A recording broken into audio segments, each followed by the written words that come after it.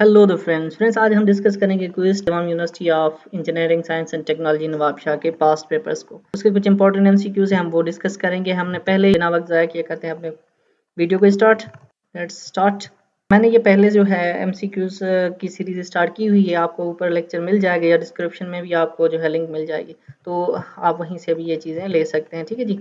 तो अब यहाँ से हम वो चीज़ें आगे डिस्कस करेंगे। ठीक है जी, ओके।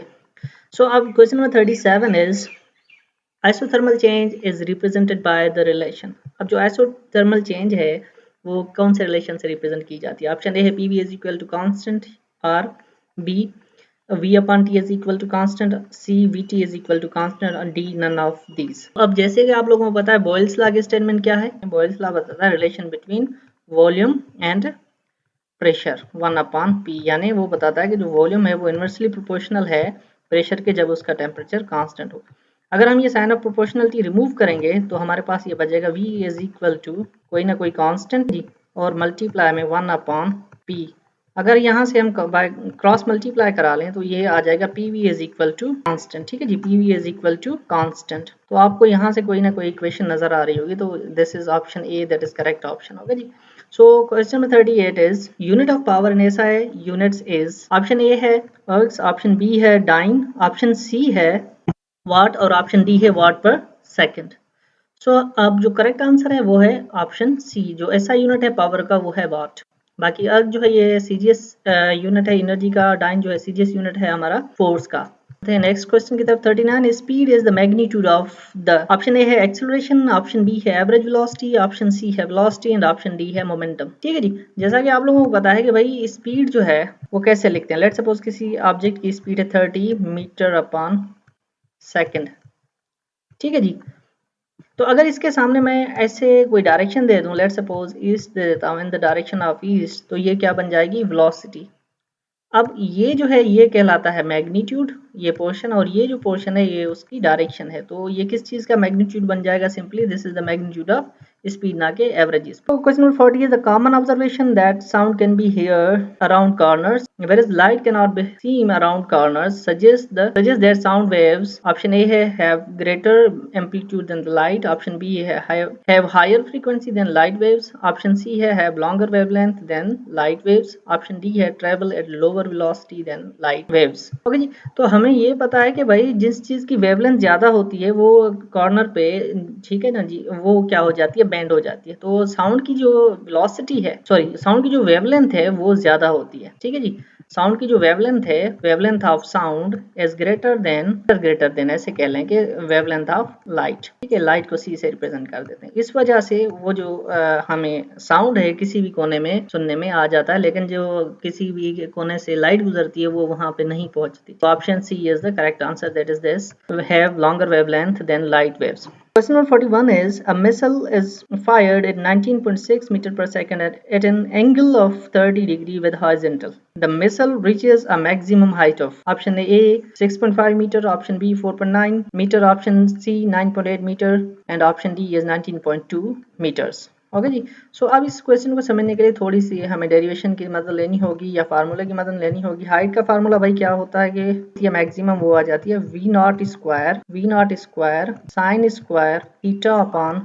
ठीक जी, तो अब हम यहाँ से देख लेते हैं, मैं कैलकुलेशन आपके सामने कर देता हूँ, फार्मूला भी यहाँ पे लिखा हुआ है। ठीक है जी, इसको मैं सॉरी ये आपके सामने फार्मूला है तो यहाँ पे लिख देते हैं। अब वी नॉट स्क्वायर का मतलब कितना है भाई? कितनी है इसकी वेलोसिटी? 19.6, तो 19.6 लिख देते हैं हम यहाँ पे 19.6, इसका स्क्वायर कर देते हैं 2। ठीक है जी, अब देखिए हमने क्या लिखा है यहाँ पे 19.6 दो मरतबा इसलिए लिखा है कि क्योंकि ये जो चीज है ये मल्टीप्लाई हो रही है। ठीक है, ये क्या चीज है? वी नॉट, ये जो चीज है ये है वी नॉट स्क्वायर। ठीक है जी, वी नॉट स्क्वायर यहाँ से लेके यहाँ तक ये वी नॉट स्क्वायर हो गया, और ये हो गया हमारे पास sine square theta. Sine square theta, sine square का मतलब है 30 है वो इक्वल आता है कितना? 0.5 के, क्योंकि इसके ऊपर स्क्वायर है तो हम यहाँ पे दे देंगे साइन स्क्वायर थीटा। ठीक है जी, तो अब 2g है, हमने g को क्या ले लिया है? 10 ले लिया। 2g है तो 20 के साथ डिवाइड कर देंगे, देखते हैं क्या आता है आंसर हमारे पास। ठीक है जी, हमारे पास आंसर आ जाता है भाई 4.802। तो यहाँ से हम देख लेंगे 4.802 कौन सा आंसर है कोई 4.80। अगर हम यहाँ से राउंड ऑफ करें तो option B is the correct one. So this is the correct answer, that is option B 4.9।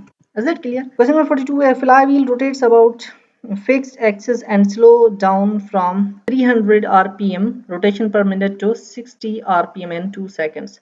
Its angular retardation in radian per second square is option A is 100, option B is 10 by pi, option C is 4 pi and option D is 5 pi. अब इसको भी हम थोड़ा सा drive कर लेंगे, derivation कर लेंगे। ओके जी, मैंने फार्मूला लिख दिया यहाँ पे, तो ये इस तरीके से हो जाएगा। कोई हमारे सामने एंगुलर एक्सेलरेशन का फार्मूला क्या है, rate of change of angular velocity. So rate of change of angular velocity को अगर हम फर्दर जो है ओपन करें फार्मूले को, तो हो जाएगा d/dt। सो फाइनल वेलोसिटी में से हम इनिशियल वेलोसिटी माइनस कर लेंगे, या फाइनल स्पीड से हम इनिशियल एंगुलर स्पीड माइनस कर लेंगे। सो ऐसे समझ लें कि जो हमारी फाइनल स्पीड है, मैंने यहाँ पे इसे बताया, ठीक है जी, माइनस की साइन आ जाएगी, रिटार्डेशन है, अगर नहीं देंगे तो हमें प्लस में आंसर मिलेगा। इसका कोई इशू नहीं है एमसीक्यू सॉल्व करने में, सिर्फ कॉन्सेप्ट क्लियर होना चाहिए, ठीक है। तो अब यहाँ से हमारे पास जो आंसर आ जाएगा वो आपका तकरीबन आ जाएगा 2। अब इसको जब आप सॉल्व करेंगे सारे को, हमने पाई के वैल्यू नहीं पुट करनी क्योंकि हमें आंसर पाई में गिवन है। सो आप यहाँ से अगर इनको डिवाइड कर लेंगे, मल्टीप्लाई कर लेंगे, जो भी है सारा फार्मूला ओपन करेंगे, तो आपको ये आंसर मिल जाएगा 4 पाई। Okay, so question number 43 is, if the distance between two masses is double, the force of attraction becomes। अब यहाँ से हमें ये क्या चीज़ मिल जाएगी भाई, कि अगर हम दो डिस्टेंस, अब ये इनवर्स स्क्वायर लॉ वाला फार्मूला है, ठीक है जी, क्योंकि ग्रेविटेशनल फोर्स है वो इनवर्स स्क्वायर लॉ को फॉलो करती है, ठीक है जी। ये दो मासेस हैं, ये m1 है और ये हमारे पास m2 है, इनके बीच में ये सेपरेशन क्या है, ये सेपरेशन r कह रहा होती है, ठीक है जी। अगर इसको हम डबल करेंगे, ठीक है जी, अगर ये हम डबल कर देते हैं डिस्टेंस, पहले फोर्स F थी, अगर डबल करेंगे तो इसकी जो फोर्स होगी वो डिक्रीज होके कितना बच जाएगी, स्क्वायर टाइम डिक्रीज होगी, ना कि r टाइम, स्क्वायर टाइम। तो इसका स्क्वायर निकालेंगे 2 का तो 4 हो जाएगा, तो 1/4 हो जाएगी। तो option E is the correct answer, that is 1/4। हम इनकी डिस्टेंस को डिक्रीज कर दे ट्वाइस, तो ये 4 टाइम्स हो जाती, ठीक है। डबल टाइम नहीं होगा क्योंकि मैंने आपको जैसे बताया कि भाई ये r पे नहीं, r स्क्वायर पे डिपेंड करती है, अनचेंज का कोई ऑप्शन ही नहीं है, कोई जो है वजह ही नहीं बनती। उसके बाद है 44, time period is inversely proportional to A is velocity, option B is angular frequency, option C is frequency and option D is wavelength। तो अब frequency हमें जैसा कि पता है कि भाई टाइम पीरियड और frequency का इनवर्स रिलेशन है। हम इसको frequency को इस तरीके से भी लिखते हैं, frequency is equal to 1 upon, या t is equal to 1 upon f, या इसको लिखते हैं t is equal to 1 upon f, ठीक है जी। तो इसका क्या आ जाएगा, inversely proportional to the frequency, that is C। Question 45 is, a body starts from rest, covers 50 meter in 10 seconds, its acceleration is। ये चीज़ एक आपको जहन में रखनी है, जब भी आपको यहाँ पे नजर आए starts from rest, तो उसकी इनिशियल वेलोसिटी क्या होगी, 0 होगी, क्योंकि वो पहले क्या थी, रेस्ट में थी। तो उसकी initial second equation of motion वो हमारे पास है, ठीक है जी, ये वाली इक्वेशन है, वो आपको सामने नजर आ रही होगी, ठीक है, कॉर्नर के ऊपर। तो जब इसको हम सॉल्व करेंगे तो हमारे पास जो आंसर आ जाएगा वो आ जाएगा 1 मीटर पर सेकेंड स्क्वायर, ठीक है जी। तो वो कितना आ जाएगा आंसर हमारा, 1 मीटर पर second square, that is option B. Question 46 is, if the pressure is increase the boiling point of liquid. अब जो बॉइलिंग पॉइंट होता है लिक्विड का, अगर प्रेशर बढ़ेगा तो उसका बॉइलिंग पॉइंट क्या होगा, अनचेंज होगा, ऑप्शन ए है, बी जो है डिक्रीज होगा, ऑप्शन सी जो है वो इंक्रीजेस, ऑप्शन डी जो है वो फ्लक्चुएट्स होगा, ठीक है, यानी कि उसकी तब्दीली आएगी, कोई ना कोई बढ़ेगा या कम होगा, यानी उसमें फ्लक्चुएशन आएगी। तो अब आपने देखा होगा जब हम हिली एरियाज में जाते हैं तो हमारा जो प्रेशर है वो डिक्रीज होता है, तो वहाँ पे जो बॉइलिंग पॉइंट होता है वो भी क्या हो जाता है, डिक्रीज हो जाता है। तो अब यहाँ पे हम प्रेशर बढ़ा रहे हैं तो बॉइलिंग पॉइंट हमारा जाहिर सी बात है वो बढ़ेगा। तो this C option is the correct one. Question 47 is, distance covered by free falling body in 2 seconds will be. अब आपने करना क्या है कि ये वाली इक्वेशन जो है यहाँ में s is equal to GI plus 1/2। अब यहाँ पे क्योंकि हमें पता है कि नीचे आ रहा है तो यहाँ पे GT स्क्वायर हो जाएगा, 0 होगी तो ये सारी टर्म जो पहली है वो हो जाएगी 0, ये वाली टर्म सारी हो जाएगी 0, बाकी क्या बच जाएगा हमारे पास s से t का स्क्वायर ले लें, g को 10 ले लें, बाकी अब जब इसको सॉल्व करेंगे तो आपके पास आंसर आ जाएगा 19.6 मीटर्स। उम्मीद करता हूँ ये जो लेक्चर है आपके लिए मुफीद रहा होगा। For watching AQ online education.